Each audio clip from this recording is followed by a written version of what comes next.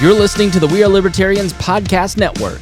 Find all of our shows at wearelibertarians.com.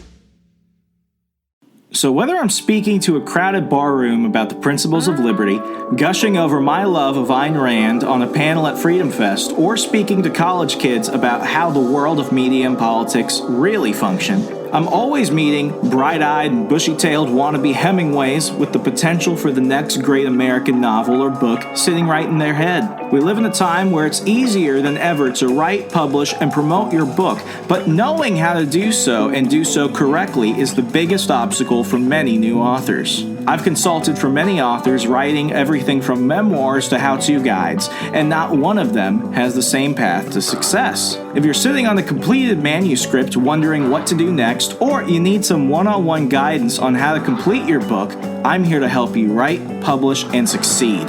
Email me today at the subject line, book, and I'll provide a 15-minute free consultation, absolutely free.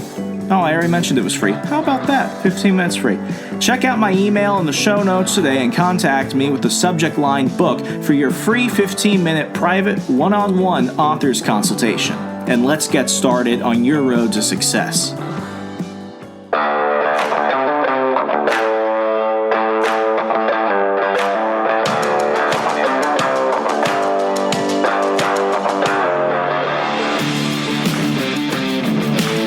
Prepare yourself. You're on the run with Remso W. Martinez.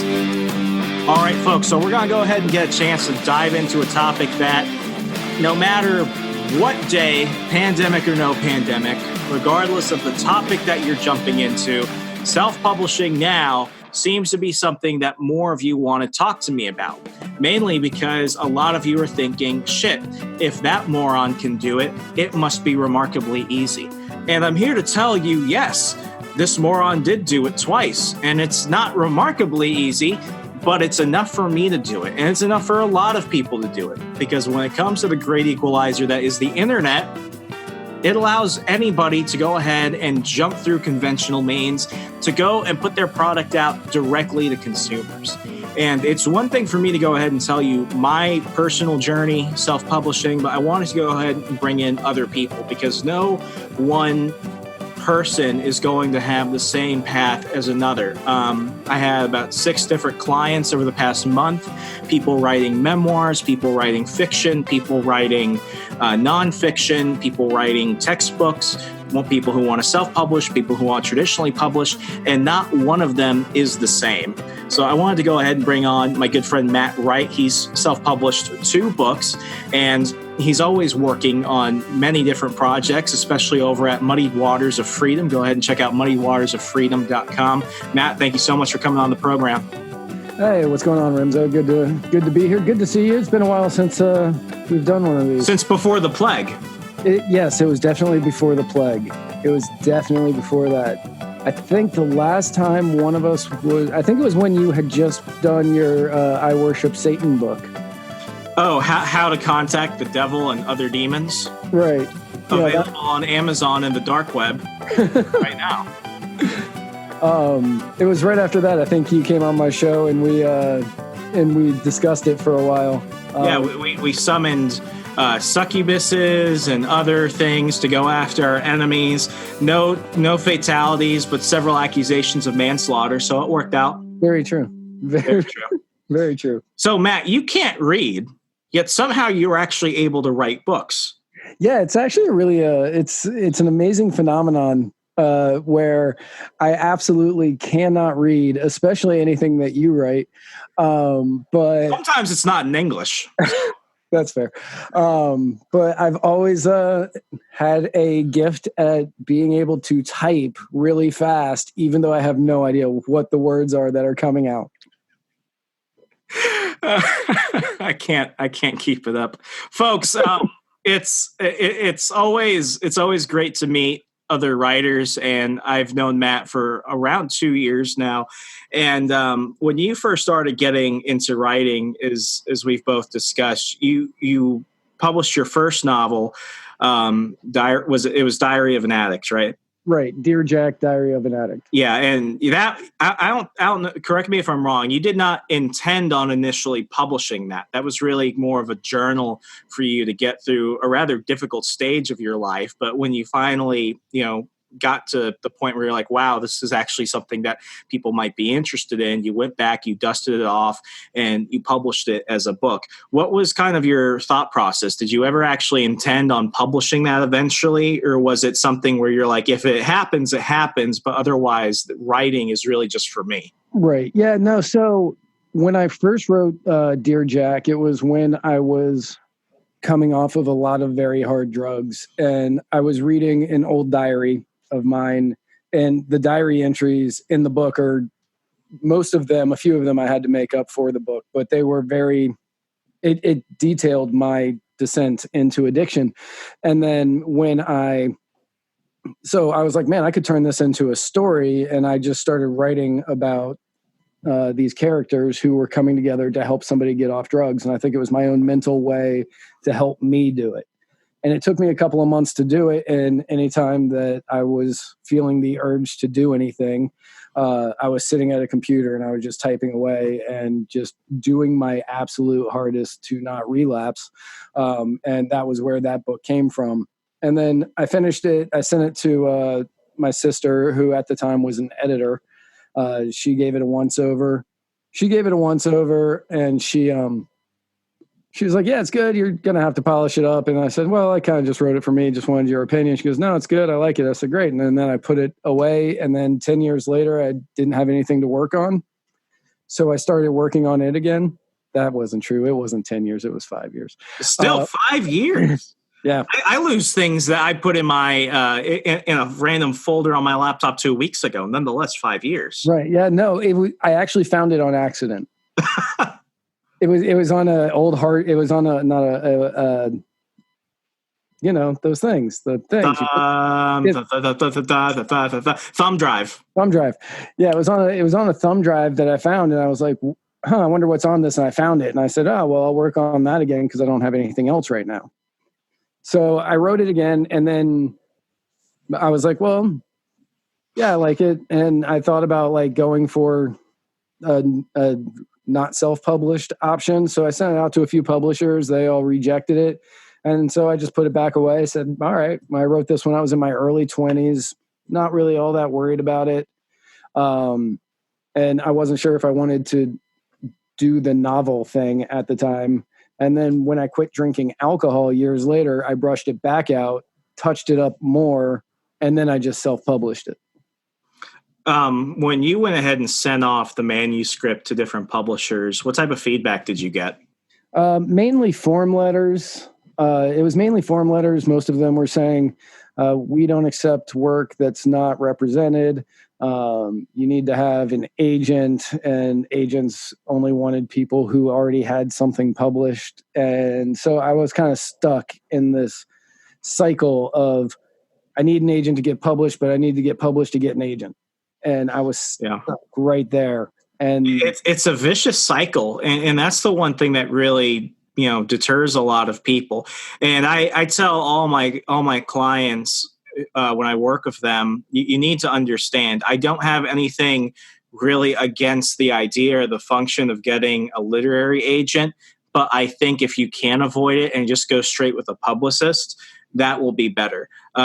Because one of the big things, most from what I've seen, while you do have to be part of a certain network to be a literary agent, most publishers don't really care. What they care about is really this illusion of you're a little bit bigger than you are. So if you're paying a publicist, that person is, one, they're working directly for you.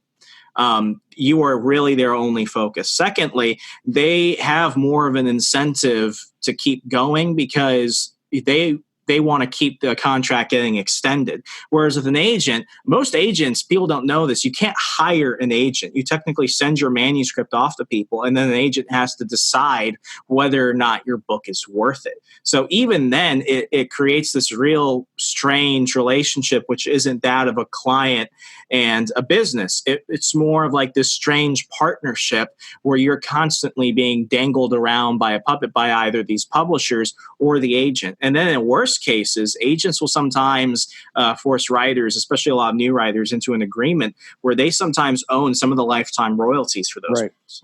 So, I mean, just right there, what we see is this giant barrier to entry, which is a lot like the art world. A lot of people can't get a gallery put on for their to display their work unless they have somebody that's willing to go represent them and pitch them to different art houses. Is there really anything saying you can't do it yourself? No, but you lose the sense of legitimacy. It's ridiculous, because how many great books have not been published because of this dated, just completely irrelevant system that the publishing world has in place? And that is actually something that I've thought of numerous times, where you're going to have the fact that Jack Kerouac, and I love Jack Kerouac before anybody thinks I'm, like crapping on him here, because I'm not, but Jack Kerouac wrote On the Road. It is a rambling mess of a book. I think it really fits for the time that it was, but it is a rambling mess of a book. We'll run on sentences, and he just kind of jumps around a whole lot, and you can't really follow. Like, you can follow the storyline, but it's also like, this just sounds like somebody that's on Benzedrine just typing it out as quickly as possible, which is what it is. If you wrote that book today, nobody would pick you up. They would say you are just some crazy drug addict trying to emulate the 1960s and 50s. And you would not be able to be picked up. No agent would take it. They wouldn't be able to sell it. So I think that there are tons of books out there written by just a wide array of people that are probably excellent books, but either because they don't know how to get an agent or a publicist, or they don't know just the right people, they're never going to be able to, you will never be able to read these books. Only their friends and family do. Absolutely. And I mean, from my experience, their friends don't actually read them. They just, rarely. A lot of people, and I see this even with people who just go buy books, like Barnes & Noble, they'll buy books because they want to be seen with the book, because they want people to think they read it. How many fake libraries have we all seen at one point? We all do it. But I mean, what you bring up is something incredibly important. The great thing about self-publishing is that everybody can self-publish. That's also the terrible thing. And that's what brings out a lot of the bad presuppositions about people who self-publish. People will ask, and this actually rarely happens, because it's not usually the question that a lot of people ask, but occasionally you get it. Did you self-publish? Because usually the first gut instinct is, oh, there's something wrong with it, or oh, it's not good, or oh, what did you do badly, or oh, why would you do that? It must mean that your book should have never been published to begin with. But I mean, whether it's 50 Shades of Grey or The Martian, there's always going to be authors out there that hit it big. So for every very poorly self-published erotica novel you find for 99 cents on Amazon or for free on Kindle, there's going to be good books out there. Right. What were some of the worries that you had when you realized, okay, I want this to come out somehow, I'm going to go ahead and just do it myself? Some of the worries that I had, like, I was not expecting it to become a hit, and I was correct. It definitely did not become a hit.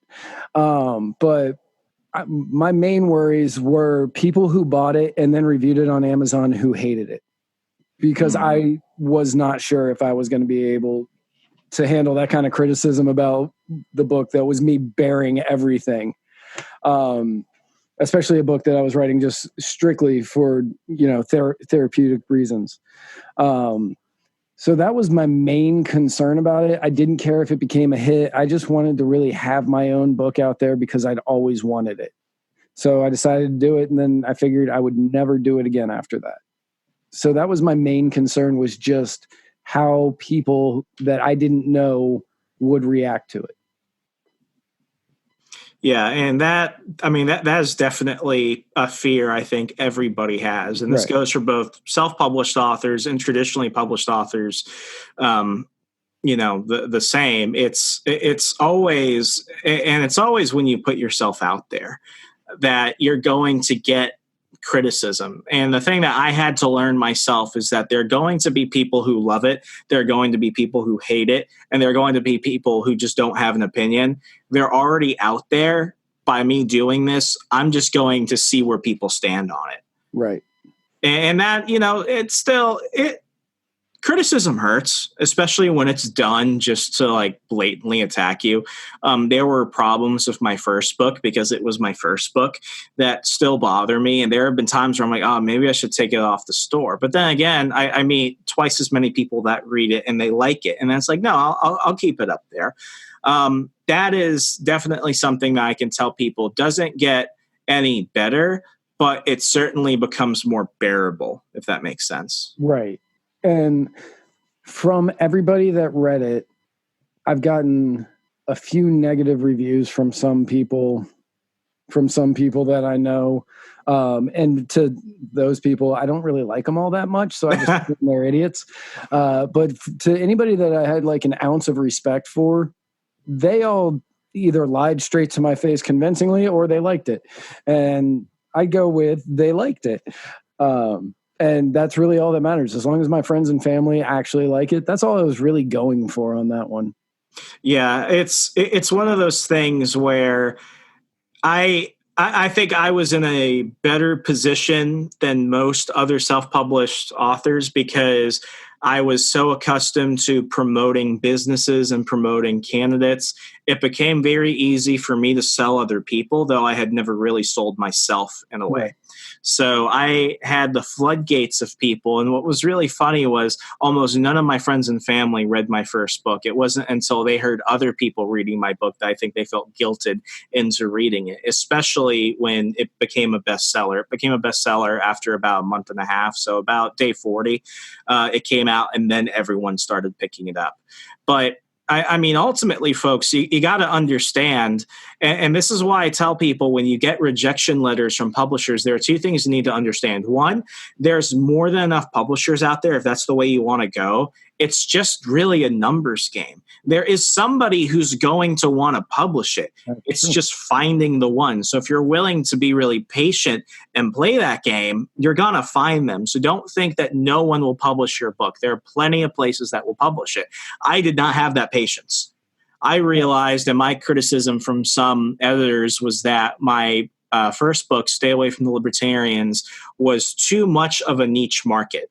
And I understand that. Who's really going to want to buy a comedic retelling of the modern libertarian movement? I'm going for like the splitting of hairs. Like I'm going micro. But I knew that audience was out there. All I had to do was come up with a really good marketing campaign and find them because there were enough people to justify the costs of self-publishing. And that's ultimately it. If you publish your book, there are going to be people out there that will buy it. And secondly, understand why I just mentioned at the end of it. So the first part was there's always if you want to traditionally publish, there is somebody to do it. It's just going to take a lot of time and effort. But secondly, once you publish it, there will be people that want to buy it and will like it. You just have to find them and do that. Moving on to your second book, what were some of the things that you learned from your first one that you were able to take into your second go around in order to kind of improve things and make it easier? Well, my second one I started working on that one when I first moved to Florida from Tennessee. And I was dating a girl who, for lack of any other term, it was literally batshit crazy. And not like the typical female crazy that guys. Florida woman crazy. Right, not Florida woman crazy. No, she was legitimately, she was an alcoholic, sex addict with dissociative identity disorder. And while we were dating, there were some crazy moments, and she was telling me a little bit about her backstory. And I said, man, this would be a really crazy story to write. And she said, please never write this. And then she cheated on me and with a bunch of my friends, and we broke up. And I said, well, now I'm going to write that story because I know it all. So there you go. So, I pulled a lot more from personal, like, this is going to sound weird because the other one was about me getting off of drugs, but I included a bunch of other people. That story is literally me and her together. I changed the guy character a little bit. I made him a lot more depressed than I actually am. And then outside of that, all the conversations are pretty much real conversations that I had with her and her different personalities. That was a hard book to get through. It was good. Like, I like watching train wrecks and places on fire, but like, yeah, it was something. Yeah. In a positive way, No, it was hard to get through because you're reading this and it's like, okay, I got to put it down because I need to process that last page. Yeah, there was a lot in that book, and most of those are real conversations that were had. And reading it on the page is brutal. Like, just seeing it, because you have to process it. When you're in the middle of the conversation, you have that much time to process it. Like, you just have to process it right then, right now. And that was what I tried to portray him doing while continuing the conversation. And were you ever tempted to change things because you were like, oh, I don't know how other people are going to take this? Were you ever tempted to try and, adjust what was being written because you had the audience in mind, or did you want to just go ahead and write it and kind of let the chips fall where they may? I just wanted the chips to fall where I wanted it to be brutal. I wanted it to be heartbreaking, and I wanted people to feel everything that she felt and that I felt during these conversations. And I felt the best way to do it was to just make it as graphic as I possibly could in those descriptions. And there are moments in there where she's talking about previous abuse that she went through, and she stops short of saying whatever it was, but she describes it in a way that leaves it up to your brain. Mm-hmm. And that was how it was described to me, because it was being told to me by, a 12-year-old sort of, We're talking like a mentally functioning person. You weren't literally dating a 12-year-old. Right. Yeah. So she had multiple, because she had dissociative identity disorder, she had multiple personalities, and they were the ages of 6, 12, 16, 18, and 34. And she was 24 at the time. So when you were talking to the 12-year-old, it was like you were talking to a 12-year-old. They had these, it stops right there. I never asked you this when the book came out. Is that kind of like schizophrenia, or is that a separate thing? That's a separate thing. A lot of people get those two things mixed up. When you talk about schizophrenia, that is a mental disorder that is created. I don't know where that one stems from, but a lot of that is going to affect how you see light and how you hear sound, and they kind of get mixed together, and you will see things that other people don't. And it makes you kind of lose it because you have a deteriorating brain. Dissociative identity disorder is usually you see it in people who have seen just humongous amounts of trauma in their lifetime, and what their bodies did to deal with the trauma they were going through at the time was create a protective identity. Kind of like compartmentalization, almost. Sort of. And the main personality would dissociate and a new one would appear. And whenever she had these bouts of trauma throughout her life, were at the ages of 6, 12, 16, 18. And I don't know how the 30-year-old got in there, but there was one. But that was how, and I think that was just sort of the protector of all of them was the 30-something-year-old. I can't remember how old that one was. And so that one's from great amounts of trauma, where the other one is actually a mental issue. Got it. One's more behavioral and less actual brain chemistry, psychological. Got it. Did you watch? I know you're a DC guy. Did you watch Doom Patrol? Oh yeah, Crazy Jane. Crazy Jane. Now, okay, so I think it's episode 8 is Jane Patrol. I think it's episode. Yeah, when basically in that episode she gets lost in her mind, and you see all of her different personas. So, okay, the way that dissociative identity disorder was described to me by her, by the girl that I was seeing, who in the book I only refer to her as her or she. I never say her name because I didn't want to get sued. But so the way that she described it to me was she's the driver of the bus. Every once in a while, somebody else would take over the wheel and be driving, and she would be sitting in the back. And that was how it was described. So when I was watching Jane Patrol, they had a train that was driving people to be the lead, to be the personality that was coming out.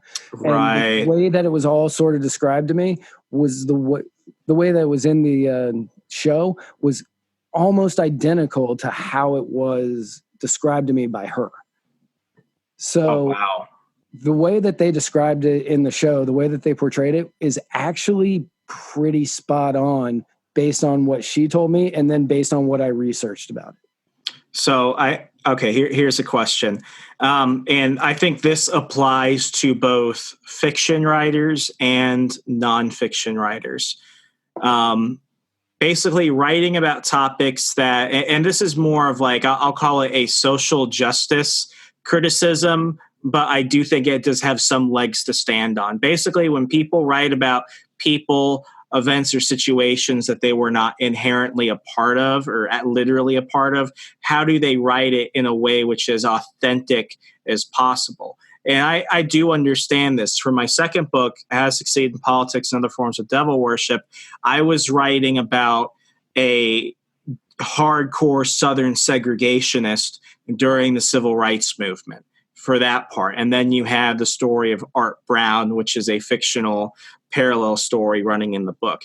I had to do a ton of research to go ahead and write that. But as I've told people, one of the reasons why I felt more so comfortable writing it was actually not just because I had researched it and I felt like I could do it justice, but also because I lived in Alabama for several years. I knew people that were alive when George Wallace was governor. Your male protagonist in Can You Keep a Secret is based off of you, but you're also writing about this other person. Right. As you were going through the process, did you really just go ahead and write it as kind of like a stream of consciousness to go ahead and get the plot out? Or did you have to go back and maybe try and do a little bit more research to sketch out the character a bit more for readers? No, I just want to state, this never fucking applies to fiction. If I write about a gay dragon from Mars who shoots out cotton candy, no one's ever like, well, have you ever met a gay lesbian dragon from Mars that shoots out cotton candy? It's always for stuff that's popular, like Joker. It's like, well, have you ever been a crazy person? No, that doesn't mean I'm going to go ahead and cast serial killers in all my freaking movies. But it does have some validity. There's my rant. So when we were dating, I was doing a lot of research on the topic, because when you meet somebody who says that they have dissociative identity disorder, your initial reaction is, no, you don't. There is no way I just met somebody with that. It's like women of gluten intolerance. Right. You just assume that, and I just assumed that she was lying. So I started doing a lot of research on it, because I wanted to catch her. I wanted to catch her in this lie. So, lots of trust issues already at the beginning here. But so I wanted to catch her in this lie. So I was doing so much research. And the more I researched it, the more I realized she was not lying about anything. But because I did all the research, I was able to take all of it and put it into the book. There's one thing in the book that is not factual. Like, you can't do it. But I put it in because otherwise it wouldn't have made sense, and it wouldn't. Wanted it to be a good story, right? As well, right? Because they go to SLAA meetings, Sex and Love Addicts Anonymous. Is that real? That's real. Oh, yeah, that's 100% real. I only know what group therapies are real based off Fight Club. Right. Well, yeah. I get that. And if you ever read Choke, the other book. Oh yeah, by Chuck. Too hard to Palahniuk. pronounce his last name. Chuck Palahniuk. Palahniuk. I always, for like 3 years, I thought it was Palahniuk. And then somebody at a library looked at me like I was a giant retard, and I was like, okay, I'm just not gonna say his name. I'm just gonna say Fight Club guy. So so he wrote in the movie or in the book Choke. I don't know why I keep calling it a movie. I know there is a movie, but I've never seen it. It has Sam Rockwell. It's actually it's not Fight Club, but it's good. And I've always wanted to see it, but I don't ever know where to find it. Don't pay money for it. Yeah, I wasn't planning on that. It's good if it's free. Right. Like if you're stuck on an airplane. The book was fantastic. The book is bitingly funny and just sarcastic as all hell. But in it, he is picking up women at sex addicts meetings. You can't do that. You need to have a doctor's note saying to go there. You can't just go there. Was it because of that book? That's a serious question. It's I always wonder, were there stories about haunted hotels from people before The Shining came out?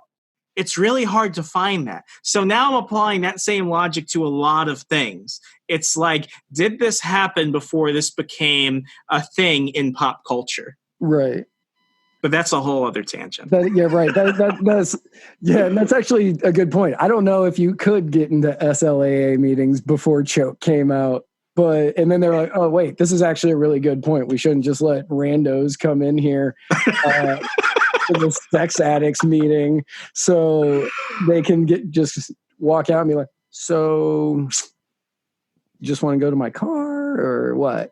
We're going to the bathroom stall like from Choke.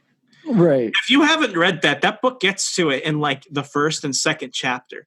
Like if you're like, oh, I want to get to the good stuff, it just gives it to you up front. And you're like, I don't know, this is what I signed up for. I think the opening of that book is something along the lines, I'm going to have to paraphrase the crap out of this because it's been years, but I think it opens up with, I was sitting in the meeting and everyone was here. The girl who got caught with peanut butter and her dog was here. The guy who was masturbating at church was here. Every single urban legend that you have ever heard about anybody doing anything sexually deviant, all of those people are here in this sex addicts meeting. And it's something like that. And immediately I went, well, I'm sold. I don't care what comes next. The rest of this book can be the worst book I've ever read, but I'm always going to remember this opening, and that's going to make it great. It's so crazy. And I think he is one thing I love about Chuck Palahniuk,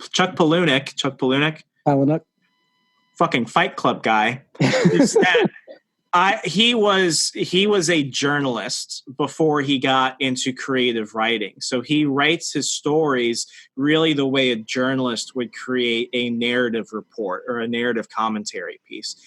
Very much so in the vein of Hunter Thompson, my favorite writer of all time. And it's people like that. It's when you're diving into a story, don't let the topic itself be so intimidating that you don't want to write it. But if you do it, understand you're going to have to put some work into it when you're thinking about it, when you're writing it, especially afterwards. I found that after the first draft of How to Succeed, I was still having to go back and double check things because I wanted it to be good. But if, let's say I got I think somebody called me out on it. I have one of the characters in the George Wallace storyline driving a car that was not available in the 70s. I get it. That's a good thing. I don't remember why I specifically put that in there, but it doesn't bother me. Stuff like that's going to happen. Right. And I haven't really ever done a period piece that takes place in the past. I am currently working on... It's a bitch. Yeah. It's fun, but it is a bitch in it. Yeah, because you have to make sure that you get everything right. There is somebody out there that does know more than you, and that person will find you, and that person will rip you a new asshole. I'm Right. just lucky that it was the car. Because if I got anything else wrong, then I'm dealing with historical revisionism, with real hard shit. Yeah, I'm working on a book in the future. And for that, it really doesn't matter. You can make up whatever you want, but you don't have to get anything right, because it's the future. And if you're wrong, it's like, well, all right. At least It's like Star Wars. Do you ever see like the original trilogy and you're like, that's what they thought the future in space would be like? It's almost less technologically advanced than right now. Well, that's because Star Wars happened a long time ago. In the galaxy far, far away. Correct. Yeah, it's actually a history. Technically. Right. Yeah. So when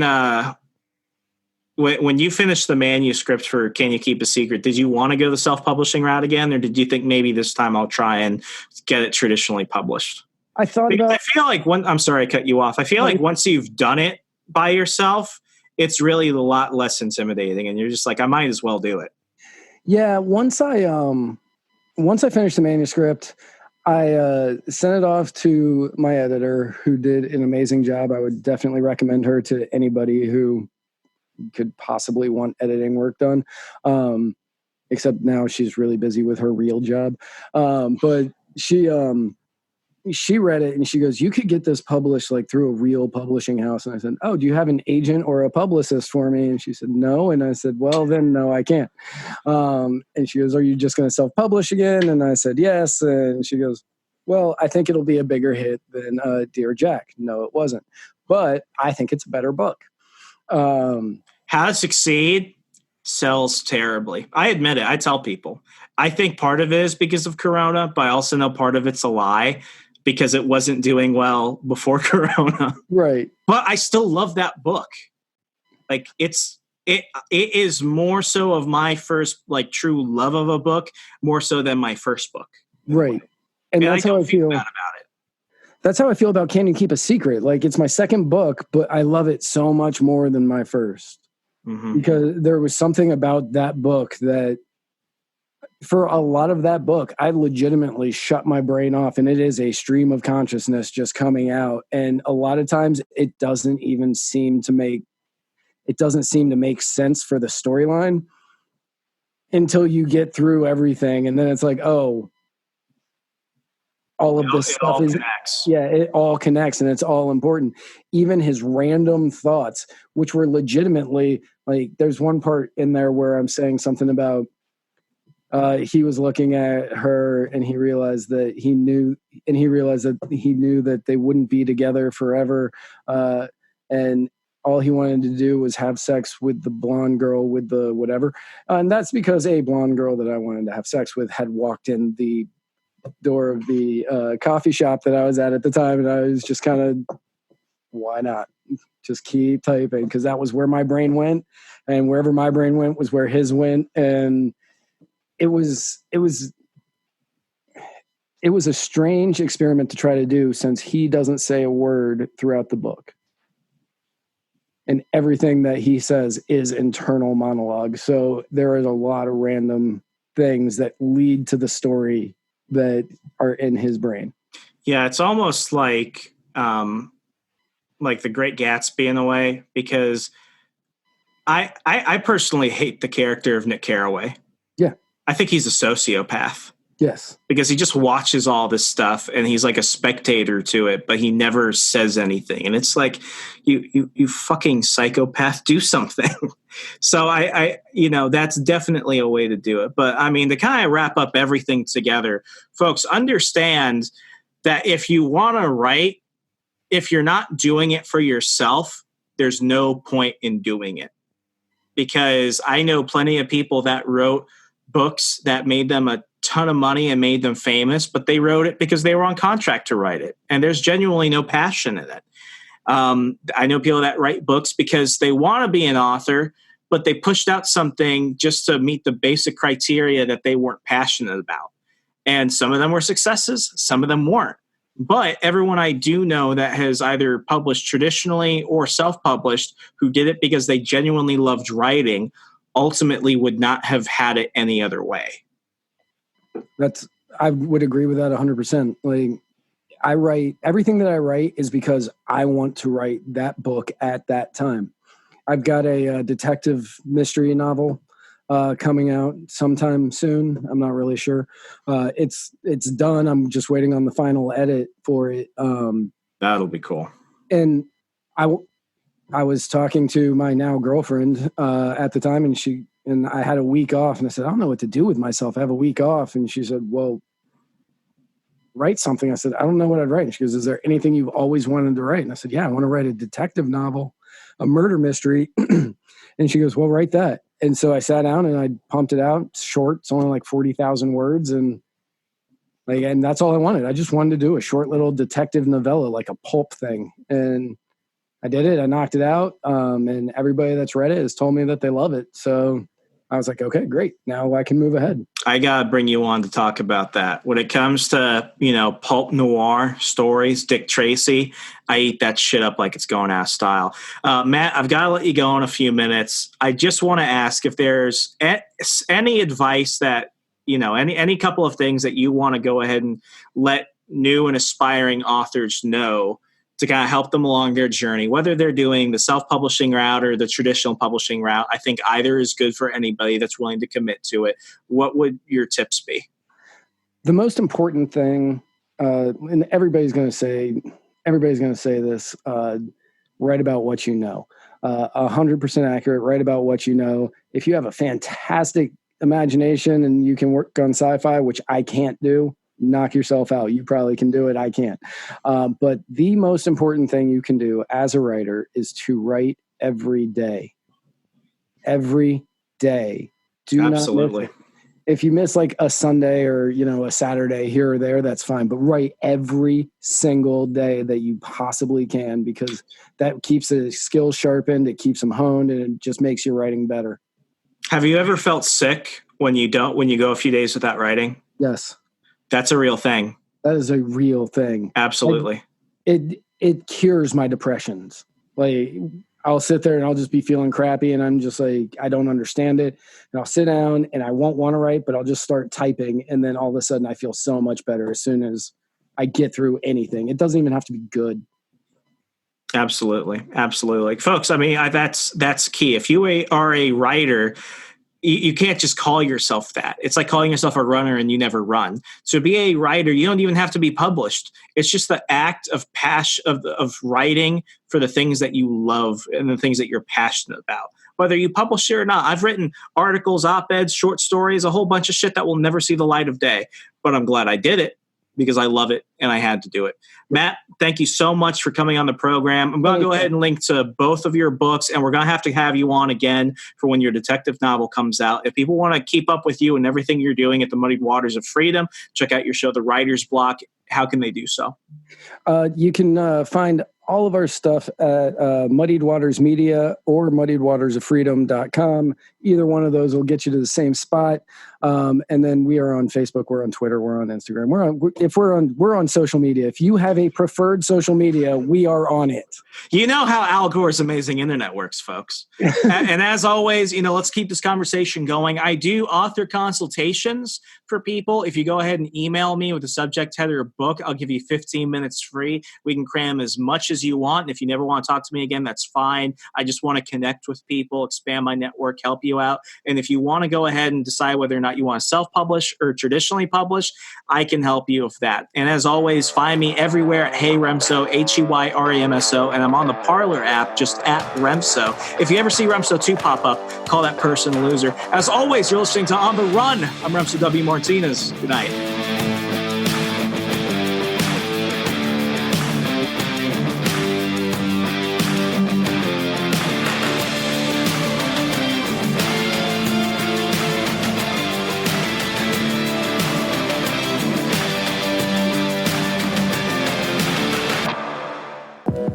Check out our other shows and more from the We Are Libertarians Network at wearelibertarians.com.